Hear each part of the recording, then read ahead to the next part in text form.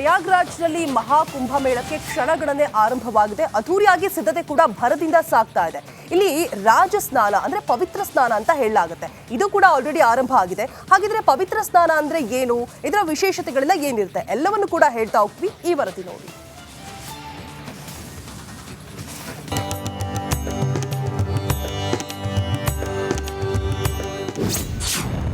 ಮಹಾಕುಂಭದ ಮಹಾಪರ್ವಕ್ಕೆ ಕ್ಷಣಗಣನೆ.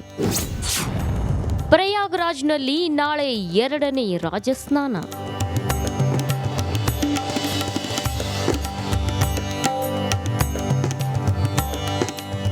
ಪ್ರಯಾಗ್ರಾಜ್ನಲ್ಲಿ ಕಣ್ಣು ಹಾಯಿಸಿದಲ್ಲೆಲ್ಲ ಸ್ವಾಮೀಜಿಗಳು, ನಾಗಸಾಧುಗಳು, ದೇವರ ಸ್ಮರಣೆ ಮಾಡೋ ಕೋಟ್ಯಾಂತರ ಭಕ್ತರೇ ಕಾಣ್ತಿದ್ದಾರೆ. ಮಹಾಕುಂಭಮೇಳದ ಅಪೂರ್ವ ಕ್ಷಣ ಕಣ್ತುಂಬಿಕೊಳ್ಳಲು ತುದಿಗಾಲಲ್ಲಿ ನಿಂತಿದ್ದಾರೆ.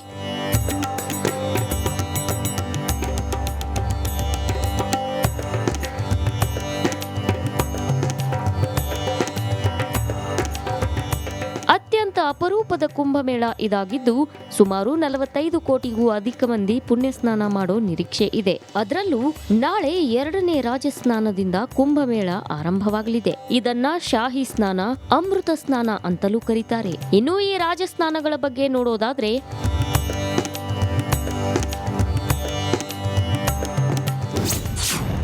ಎಷ್ಟು ರಾಜಸ್ನಾನಗಳಿವೆ? ಜನವರಿ 10ರಂದು ಪೌಷ ಶುಕ್ಲ ಏಕಾದಶಿಯಂದು ಮಹಾಕುಂಭಮೇಳದ ಮೊದಲ ಸ್ನಾನ ಆರಂಭವಾಗುತ್ತೆ. ಜನವರಿ 13ರಂದು ಪೌಷ ಪೂರ್ಣಿಮೆಯಂದು ಮಹಾಕುಂಭದ ದ್ವಿತೀಯ ಸ್ನಾನ. ಜನವರಿ 25ರಂದು ಮಾಘಕೃಷ್ಣ ಏಕಾದಶಿಯಂದು 4ನೇ ಸ್ನಾನ. ಜನವರಿ 27ರಂದು ಮಾಘಕೃಷ್ಣ ತ್ರಯೋದಶಿ ಪಂಚಮ ಸ್ನಾನ. ಫೆಬ್ರವರಿ 4 ಮಾಘ ಶುಕ್ಲ ಸಪ್ತಮಿಯಂದು ಅಷ್ಟಮ ಸ್ನಾನ. ಫೆಬ್ರವರಿ 5 ಮಾಘ ಶುಕ್ಲ ಅಷ್ಟಮಿಯಂದು 9ನೇ ಸ್ನಾನ ಮಾಡಲಾಗುತ್ತೆ. ಫೆಬ್ರವರಿ 8 ಮಾಘ ಶುಕ್ಲ ಏಕಾದಶಿಯಂದು ದಶಮ ಸ್ನಾನ ಮಾಡ್ತಾರೆ. ಫೆಬ್ರವರಿ 10 ಮಾಘ ಶುಕ್ಲ ತ್ರಯೋದಶಿಯಂದು 11ನೇ ಸ್ನಾನ. ಫೆಬ್ರವರಿ 12 ಮಾಘ ಪೂರ್ಣಿಮಾ ಭ್ರವರಿಯಂದು ದ್ವಾದಶ ಸ್ನಾನ ಮಾಡ್ತಾರೆ. ಫೆಬ್ರವರಿ 24ರಂದು ಫಾಲ್ಗುಣ ಕೃಷ್ಣ ಏಕಾದಶಿಯಂದು ತ್ರಯೋದಶ ಸ್ನಾನ ಮಾಡಲಾಗುತ್ತೆ. ಇನ್ನು ಫೆಬ್ರವರಿ 26 ಮಹಾಶಿವರಾತ್ರಿಯಂದು ಚತುರ್ದಶ ಸ್ನಾನ ಮಾಡಲಾಗುತ್ತೆ.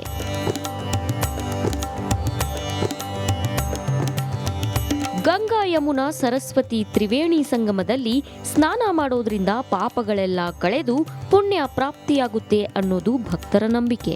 ಜೊತೆಗೆ ಅಮೃತ ಸ್ನಾನಕ್ಕೂ ಮಹಾಕುಂಭಕ್ಕೂ ವಿಶೇಷ ಸಂಪ್ರದಾಯವಿದೆ ಅನ್ನೋ ಪ್ರತೀತಿ ಇದೆ. Bureau report, republic Kannada.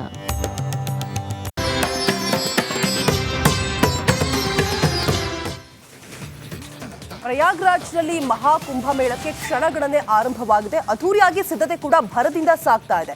ಇಲ್ಲಿ ರಾಜ ಸ್ನಾನ ಅಂದ್ರೆ ಪವಿತ್ರ ಸ್ನಾನ ಅಂತ ಹೇಳಲಾಗುತ್ತೆ. ಇದು ಕೂಡ ಆಲ್ರೆಡಿ ಆರಂಭ ಆಗಿದೆ. ಹಾಗಿದ್ರೆ ಪವಿತ್ರ ಸ್ನಾನ ಅಂದ್ರೆ ಏನು, ಇದರ ವಿಶೇಷತೆಗಳೆಲ್ಲ ಏನಿರುತ್ತೆ ಎಲ್ಲವನ್ನು ಕೂಡ ಹೇಳ್ತಾ ಹೋಗ್ತೀವಿ. ಈ ವರದಿ ನೋಡಿ.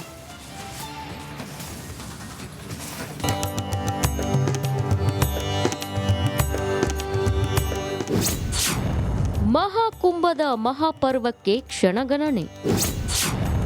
ಪ್ರಯಾಗ್ರಾಜ್ನಲ್ಲಿ ನಾಳೆ 2ನೇ ರಾಜಸ್ನಾನ.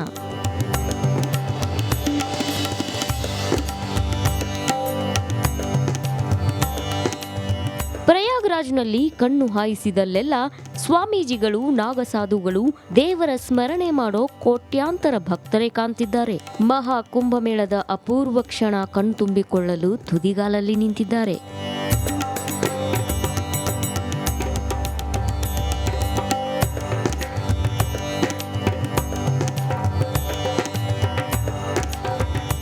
ಅತ್ಯಂತ ಅಪರೂಪದ ಕುಂಭಮೇಳ ಇದಾಗಿದ್ದು ಸುಮಾರು 45 ಕೋಟಿಗೂ ಅಧಿಕ ಮಂದಿ ಪುಣ್ಯಸ್ನಾನ ಮಾಡೋ ನಿರೀಕ್ಷೆ ಇದೆ. ಅದರಲ್ಲೂ ನಾಳೆ 2ನೇ ರಾಜಸ್ನಾನದಿಂದ ಕುಂಭಮೇಳ ಆರಂಭವಾಗಲಿದೆ. ಇದನ್ನ ಶಾಹಿ ಸ್ನಾನ, ಅಮೃತ ಸ್ನಾನ ಅಂತಲೂ ಕರೀತಾರೆ. ಇನ್ನು ಈ ರಾಜಸ್ನಾನಗಳ ಬಗ್ಗೆ ನೋಡೋದಾದ್ರೆ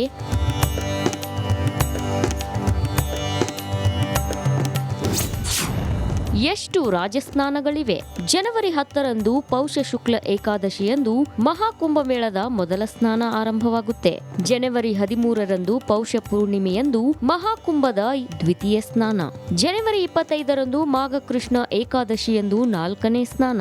ಜನವರಿ 27ರಂದು ಮಾಘಕೃಷ್ಣ ತ್ರಯೋದಶಿ ಪಂಚಮ ಸ್ನಾನ. ಫೆಬ್ರವರಿ 4 ಮಾಘ ಶುಕ್ಲ ಸಪ್ತಮಿಯಂದು ಅಷ್ಟಮ ಸ್ನಾನ. ಫೆಬ್ರವರಿ 5 ಮಾಘ ಶುಕ್ಲ ಅಷ್ಟಮಿಯಂದು 9ನೇ ಸ್ನಾನ ಮಾಡಲಾಗುತ್ತೆ.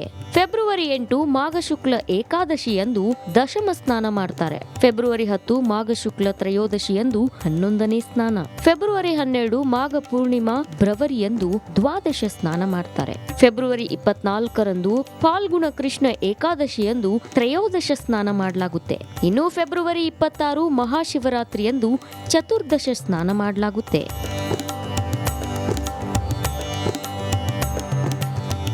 ಗಂಗಾ ಯಮುನಾ ಸರಸ್ವತಿ ತ್ರಿವೇಣಿ ಸಂಗಮದಲ್ಲಿ ಸ್ನಾನ ಮಾಡೋದ್ರಿಂದ ಪಾಪಗಳೆಲ್ಲ ಕಳೆದು ಪುಣ್ಯ ಪ್ರಾಪ್ತಿಯಾಗುತ್ತೆ ಅನ್ನೋದು ಭಕ್ತರ ನಂಬಿಕೆ.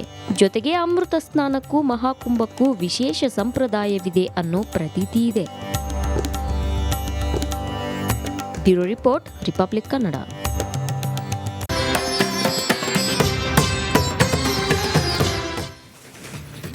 ಪ್ರಯಾಗ್ರಾಜ್ನಲ್ಲಿ ಮಹಾಕುಂಭಮೇಳಕ್ಕೆ ಕ್ಷಣಗಣನೆ ಆರಂಭವಾಗಿದೆ. ಅದ್ದೂರಿಯಾಗಿ ಸಿದ್ಧತೆ ಕೂಡ ಭರದಿಂದ ಸಾಗ್ತಾ ಇದೆ. ಇಲ್ಲಿ ರಾಜ ಸ್ನಾನ ಅಂದ್ರೆ ಪವಿತ್ರ ಸ್ನಾನ ಅಂತ ಹೇಳಲಾಗುತ್ತೆ. ಇದು ಕೂಡ ಆಲ್ರೆಡಿ ಆರಂಭ ಆಗಿದೆ. ಹಾಗಿದ್ರೆ ಪವಿತ್ರ ಸ್ನಾನ ಅಂದ್ರೆ ಏನು, ಇದರ ವಿಶೇಷತೆಗಳೆಲ್ಲ ಏನಿರುತ್ತೆ, ಎಲ್ಲವನ್ನು ಕೂಡ ಹೇಳ್ತಾ ಹೋಗ್ತೀವಿ. ಈ ವರದಿ ನೋಡಿ.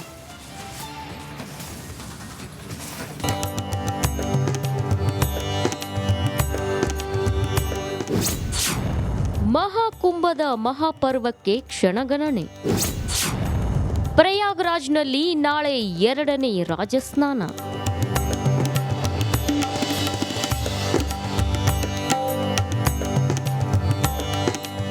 ಪ್ರಯಾಗ್ರಾಜ್ನಲ್ಲಿ ಕಣ್ಣು ಹಾಯಿಸಿದಲ್ಲೆಲ್ಲ ಸ್ವಾಮೀಜಿಗಳು, ನಾಗಸಾಧುಗಳು, ದೇವರ ಸ್ಮರಣೆ ಮಾಡೋ ಕೋಟ್ಯಾಂತರ ಭಕ್ತರೇ ಕಾಣ್ತಿದ್ದಾರೆ. ಮಹಾಕುಂಭಮೇಳದ ಅಪೂರ್ವ ಕ್ಷಣ ಕಣ್ತುಂಬಿಕೊಳ್ಳಲು ತುದಿಗಾಲಲ್ಲಿ ನಿಂತಿದ್ದಾರೆ.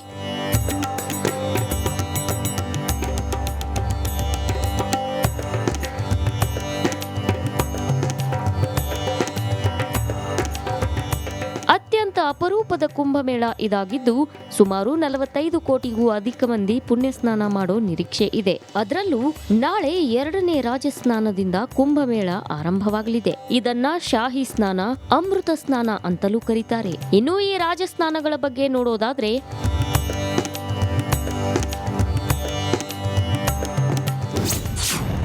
ಎಷ್ಟು ರಾಜಸ್ನಾನಗಳಿವೆ? ಜನವರಿ 10ರಂದು ಪೌಷ ಶುಕ್ಲ ಏಕಾದಶಿಯಂದು ಮಹಾಕುಂಭಮೇಳದ ಮೊದಲ ಸ್ನಾನ ಆರಂಭವಾಗುತ್ತೆ. ಜನವರಿ 13ರಂದು ಪೌಷ ಪೂರ್ಣಿಮೆಯಂದು ಮಹಾಕುಂಭದ ದ್ವಿತೀಯ ಸ್ನಾನ. ಜನವರಿ 25ರಂದು ಮಾಘ ಕೃಷ್ಣ ಏಕಾದಶಿಯಂದು 4ನೇ ಸ್ನಾನ. ಜನವರಿ 27ರಂದು ಮಾಘ ಕೃಷ್ಣ ತ್ರಯೋದಶಿ ಪಂಚಮ ಸ್ನಾನ. ಫೆಬ್ರವರಿ 4 ಮಾಘ ಶುಕ್ಲ ಸಪ್ತಮಿಯಂದು ಅಷ್ಟಮ ಸ್ನಾನ. ಫೆಬ್ರವರಿ 5 ಮಾಘ ಶುಕ್ಲ ಅಷ್ಟಮಿಯಂದು 9ನೇ ಸ್ನಾನ ಮಾಡಲಾಗುತ್ತೆ.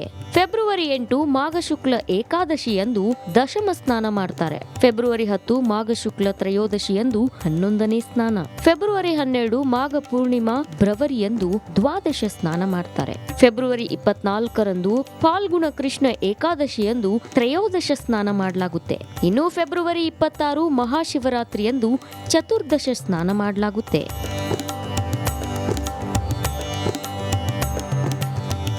ಗಂಗಾ ಯಮುನಾ ಸರಸ್ವತಿ ತ್ರಿವೇಣಿ ಸಂಗಮದಲ್ಲಿ ಸ್ನಾನ ಮಾಡೋದ್ರಿಂದ ಪಾಪಗಳೆಲ್ಲ ಕಳೆದು ಪುಣ್ಯ ಪ್ರಾಪ್ತಿಯಾಗುತ್ತೆ ಅನ್ನೋದು ಭಕ್ತರ ನಂಬಿಕೆ. ಜೊತೆಗೆ ಅಮೃತ ಸ್ನಾನಕ್ಕೂ ಮಹಾಕುಂಭಕ್ಕೂ ವಿಶೇಷ ಸಂಪ್ರದಾಯವಿದೆ ಅನ್ನೋ ಪ್ರತೀತಿ ಇದೆ. Bureau report, republic Kannada.